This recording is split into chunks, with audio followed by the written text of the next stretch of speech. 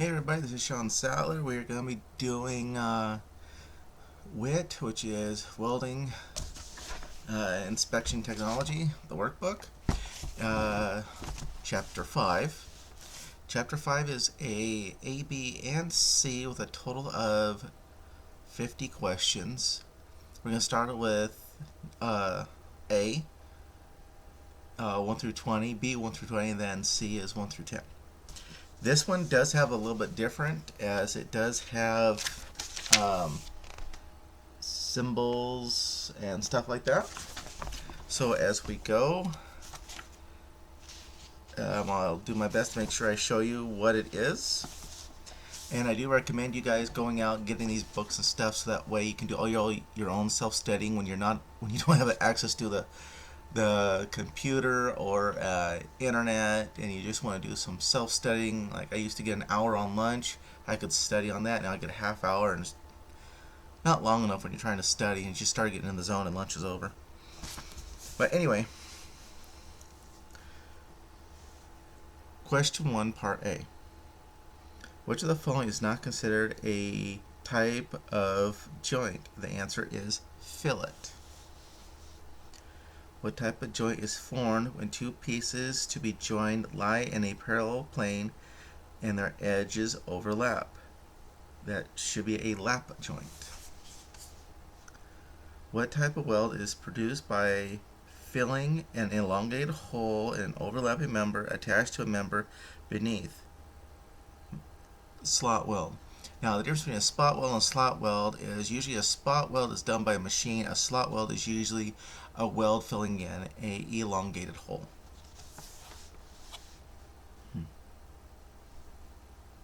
Number 4.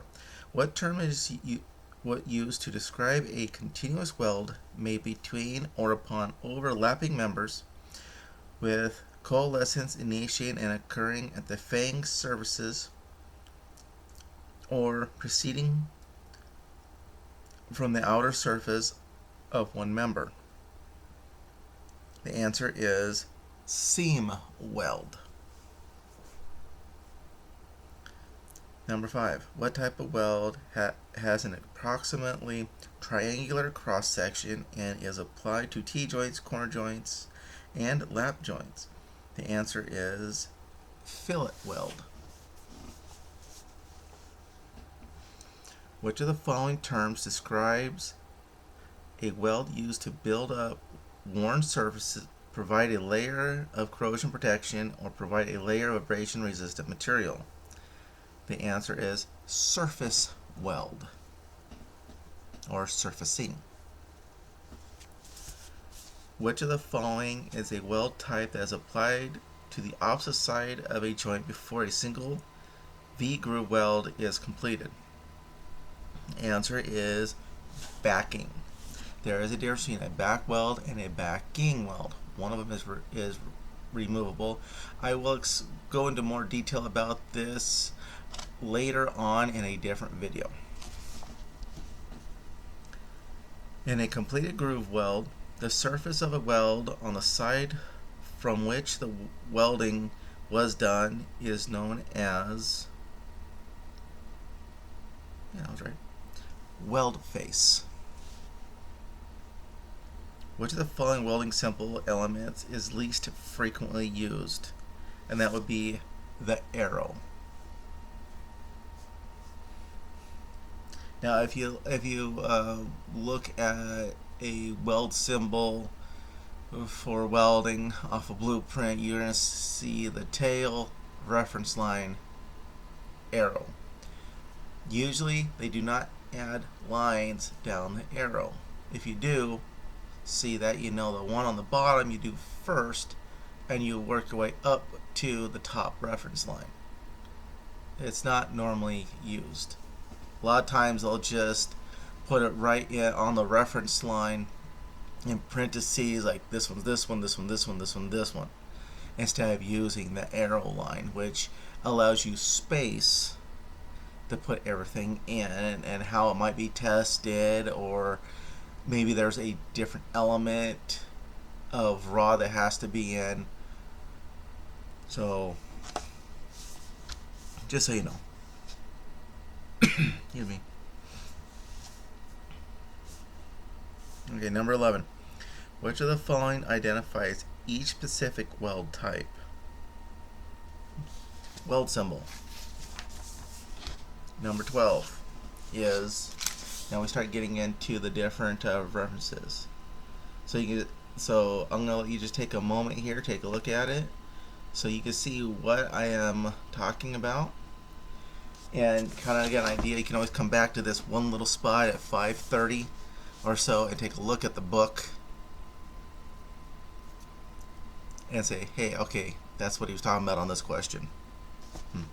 Which of the welding symbols below describes the weld shown? And in this one it is B. So you see how this weld is. And it's this one right here.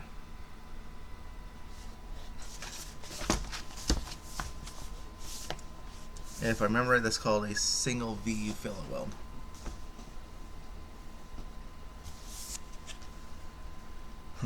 And if you can see it with that jaggedy arrow, it's other side. I have one coming up that really threw me off. I think I threw it on a video, but I don't remember. But it was a plus, basically a plus sign, and it had an arrow going this way, an arrow going down this way, and it just threw me off. I know it comes up in a future video if I haven't come across it yet. Number 13. A weld symbol centered on the reference line indicates that there is no side significance. Right? That word threw me for a loop. The welding symbol below depicts what type of joint, and that is going to be a flare V groove. In the welding symbol below, the 1/8 dimension refers to the root opening? Yes, root opening. The 3/4 dimension in the welding symbol below represents the 3/4. That should be the width of the top, right? Yeah, depth of bevel. Applying the weld symbol below to a 1-inch thick joint will produce a full penetration double bevel groove weld. What type of weld is represented by a triangular weld symbol? And that is D. Fillet weld. Sorry. I got off on my own self how I do things. It's fillet weld. The welding symbol below describes what type of weld, and the answer is chain intermittent fillet weld. And as you can see, it's this one right here. So, chain intermittent fillet weld.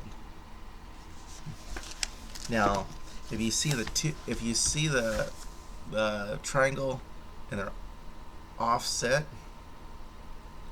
it's intermittent or staggered fillet weld. Number 20. The dimension directly to the right of the weld symbol generally refers to the right. Shoot, also I forgot. No. Weld length. Also my brain threw blank. Now we're going to go to B. Series B, 1 through 20. What term refers to the portion of a single bevel butt joint where the two pieces to be joined come closest together? The answer is joint root. In a single V groove weld, the sloped surface against which of the weld metal is applied are known as groove face. The junction between the weld face and the base metal in a completed weld is known as weld toe. Any weld metal that is excess of the quantity required to fill a joint is known as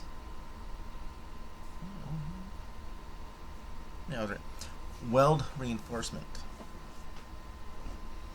In what type of fillet weld configuration are the leg and the weld size the same? Oh, that's convex. Fine. Yep. Convex weld. Number 6. When looking at the cross section of a completed groove weld, the distance between the fusion face and the weld interface is called the depth of fusion. Now, they're going to have quite a few questions on a weld breakdown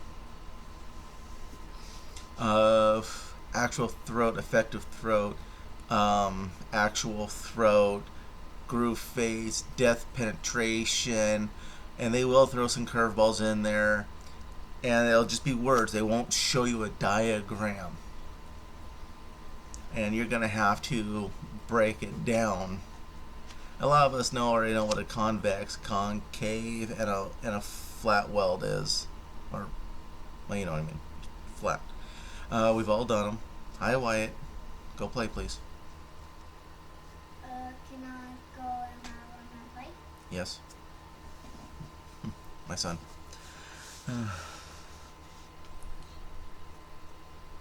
Which throat dimension on a concave fillet weld are the same?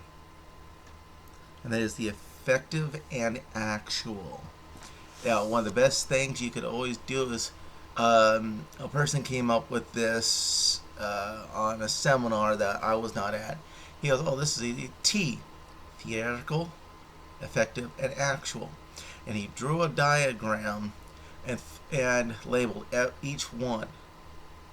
That way, that he could always wake up in the morning, look at it, and go, "This is what it is." Because I think I had 6 or 7 questions on this alone. Out of 155 questions, I know it's not a lot, but you really don't want to miss something that is fairly simple, more or less simple to understand. Number 9. The size of a spot weld is determined by its diameter of weld. What does a dimension placed within a plug or slot weld symbol indicates? Angle of countersink. Oh, excuse me. Oh, no, sorry. I got that wrong. It's depth of filling. I don't know why I looked at that wrong. But yeah, it's the depth of filling for a plug or a slot weld. The size of a spot weld on a welding symbol is known as dimension of the required nugget diameter. I think I had one question on spot welding. The number to the right of a spot weld symbol refers to the weld pitch. Which of the following is a required element of a welding symbol and has a reference line? Yep. The supplementary symbol on the other side of a weld symbol below represents melt through. As these next 3 actually are symbol related, and you see 13, 14, 15, and 16. So if you need to take a look and come back to about 4:15. Let's see, 14:15. Look at the time, right? The welding symbol below shows the use of what type of completed weld, and this is single V groove weld with backing weld. The symbol below shows what type of joint configuration. That is a 16? Yes. Scarf joint. Almost threw myself off because I was thinking, that was like a slope, not scarfing. Scarfing is a little different. What part of a weld symbol is used to convey additional information that cannot otherwise be shown? And that's going to be in the tail. Normally in the tail they'll usually put like the type of weld that's going to be done, what kind of testing it's going to have, and various things like that.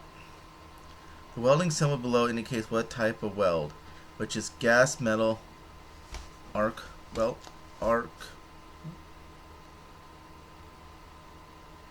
Gas metal arc seam weld. Oh. And 18 is, a gas metal arc spot weld. Yes. Things are just so close. I do have a small reading problem. My eyes do like to jump, so I'm very sorry for that. I do my best with what I can do, and glasses do not help. A number in parentheses just above or below the weld symbol in a welding symbol for a slot weld indicates the number of welds required. Thanks for leaving that up there, dear. A number, not in parentheses, to the left of the groove weld symbol and a weld symbol refers to the depth of bevel.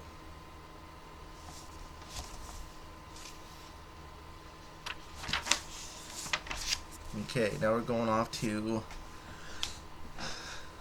Series C. And this one is going to be a little bit different.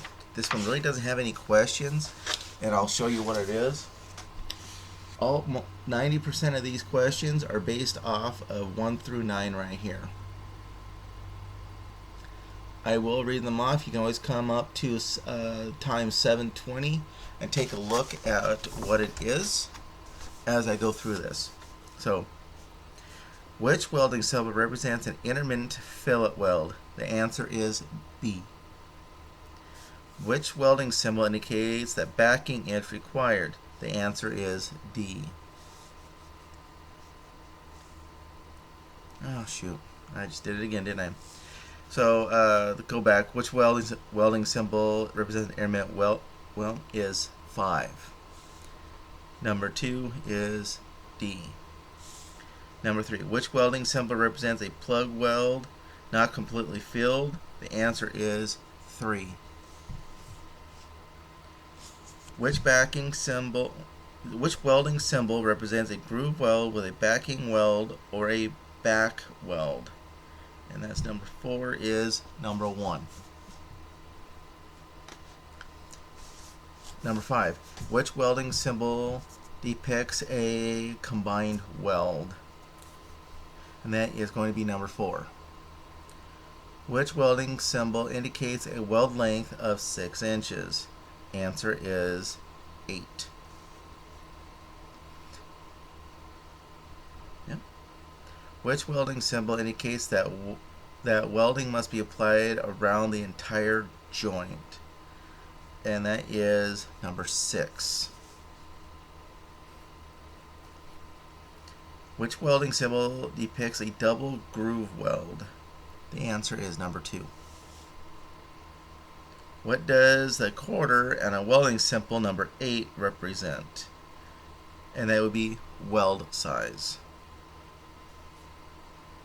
Which welding symbol depicts a fillet weld with a flat finish? The answer is number 9. I hope my videos are helping you guys as much as I'm trying to help myself here. Please like, comment, subscribe. Tell your friends or anybody else that's going through a CWI to please come take a look at this to see if it's going to help them or not. I know I'm trying to help myself. I do this in my sleep, so I listen to myself with all these questions and stuff like that. Anyway, like I said, please like, comment, subscribe, and you guys all have a great day.